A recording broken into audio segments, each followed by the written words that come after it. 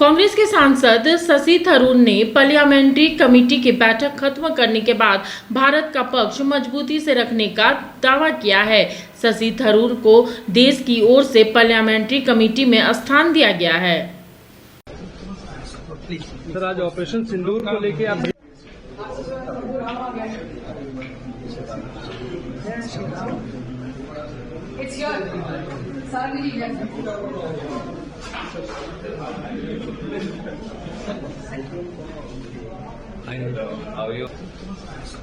Sir, आज operation सिंदूर को लेके आप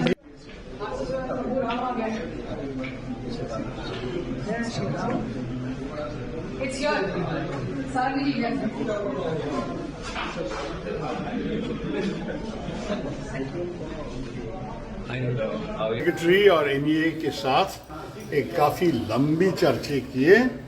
आपको पता है कि ये मीटिंग्स साधारण तौर पर तो 6 बजे तक खत्म हो जाता है, आज 7 बजे तक चले, क्योंकि 23 मेंबर आए थे और उनको 24, मुझे भी गिन के 24, और बहुत लोग को प्रश्न पूछना था और ये इन प्रश्नों के लिए बहुत डिटेल्ड और सेटिस्फैक्टरी जवाबें भी मिली हैं।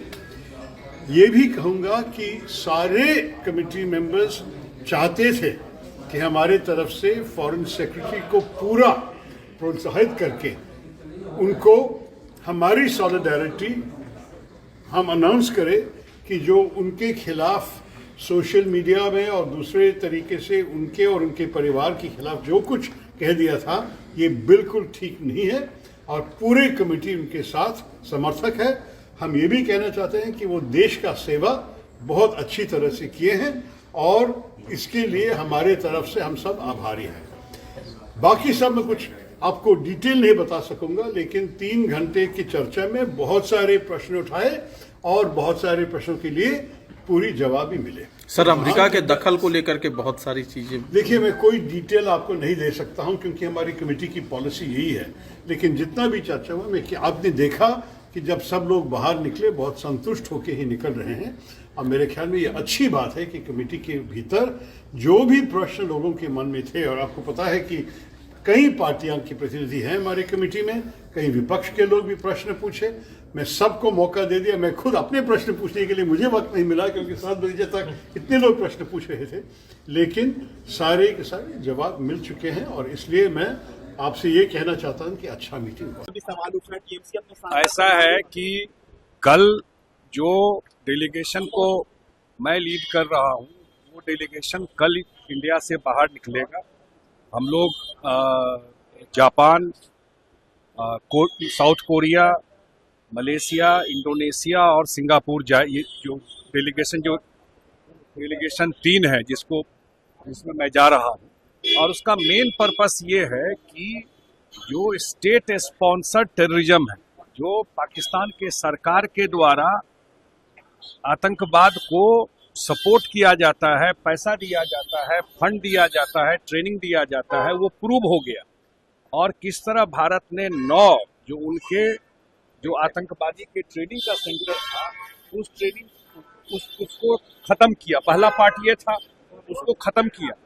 उसके बाद जब पाकिस्तान ने अटैक किया तो उसको रोका इंडिया पे, और फिर अटैक करने के बाद जो उसका एयर बेस था उसको भी इंडिया ने जा करके डिमोलिश किया, पाक ऑक्यूपाइड कश्मीर, और जो पाकिस्तान का जो पार्ट है पंजाब का बहावलपुर, इस सबको जो सेना का इतना जबरदस्त काम और प्रधानमंत्री जी का इतना जबरदस्त, आज तक देश में आतंकवाद के खिलाफ इस तरह का कार्रवाई पाकिस्तान पर नहीं किया था।